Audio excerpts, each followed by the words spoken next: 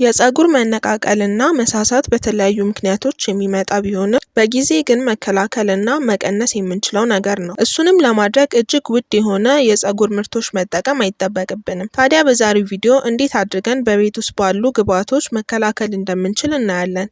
በተለይም በቪዲዮ ማጠናቀቂያ ላይ ሁላችንም የለመድነው ነገር ግን ለፀጉር መነቃቀል የሚዳርጉ ልምዶችን እናያለን። እንደዚህ አይነት አስተማሪና ጠቃሚ ቪዲዮዎችን የሚመቻቹ ከሆነ ሰብስክራይብ እና ላይክ በማድረግ ቤተሰብ ይሁኑ። የፀጉር መነቃቀል የሚከሰትባቸው ዋነኛ ምክንያቶች የፀጉር መድረቅ ሲሆን እሱንም በቀላሉ በቤት ውስጥ ባሉ ግብዓቶች መከላከል እንችላለን። የመጀመሪያው በሁላችንም ቤት ውስጥ የሚገኘው ማር ነው። ማር በባህሪው ለፀጉር ልስላሴን የሚሰጥ ሲሆን በተጨማሪም የፀጉርን ወዝ በመመለስ እና አንጸባራቂነትን በመስጠት ይታወቃል። በዚህም ምክንያት በተለያዩ ውድ የፀጉር ምርቶች ውስጥ እንደ አንድ ግብዓት ሆኖ እናገኘዋለን። ታዲያ እኛም እንዴት ለፀጉር መነቃቀል መጠቀም እንደምንችል ልንገርሽ። የሚያስፈልግሽ ማር፣ የኮኮናት ቅባት እና ኦሊቭ ኦይል ነው። እነዚህ 3 ግብዓቶች በማቀላቀል ፀጉርሽን ቀቢው። የፀጉርሽን ጫፍ በደንብ መቀባት እንዳትረሺ።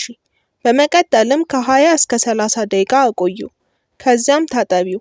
ይህንን ውህድ ፀጉርሽን ልትታጠቢ በተዘጋጀሽበት ጊዜ ተጠቀሚው።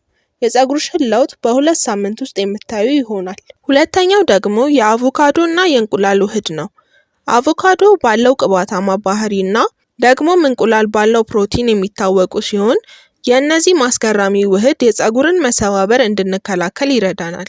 ታዲያ ልትታጠቢ ስትይ 1 ግማሽ አቮካዶ እና 1 እንቁላል አንድ ላይ ደባልቀሽ ፀጉርሽን ተቀቢ። ይህንንም ካረግሽ ከ30 ደቂቃ በኋላ ታጠቢው። የዚህንም ውህድ ለውጥ በጥቂት ጊዜ ውስጥ ማየት ትችያለሽ። ከዚህ በፊት በብዙ ሲነገርለት የቆየው የአሎቬራ ቅጠል እናም ይህ ቅጠል የዋዛ እንዳይመስልሽ ከብዙ ዓመታት በፊት የነበረና አሁንም ድረስ ለፀጉር እድገት እንዲሁም መሰባበርን ለማቆም የሚረዳ ተክል ነው። ታዲያ ፀጉርሽን አሎቬራ በመቀባት ለ5 ደቂቃ ካሸሹ በኋላ በፀጉርሽ ላይ ከ20 እስከ 30 ደቂቃ እንዲቆይ አድርጊው እና ታጠቢው። ፀጉርሽ መነቃቀል ብቻ ሳይሆን የሚያቆመው እድገቱም ይጨምራል። ፀጉርሽ እንዲነቃቀል የሚያደርጉ ልምዶችን ልንገርሽ። ፀጉርሽን ከታጠብሽ በኋላ በቂ ቅባት አለመቀባት ዋነኛ ችግር ነው።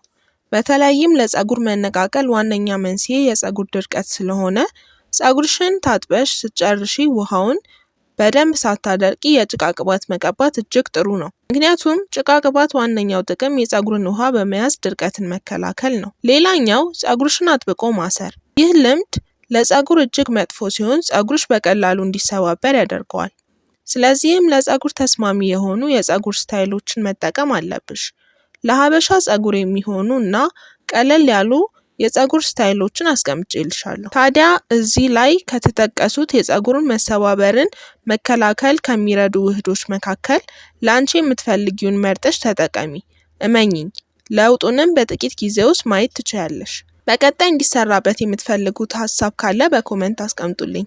መልካም ቀን።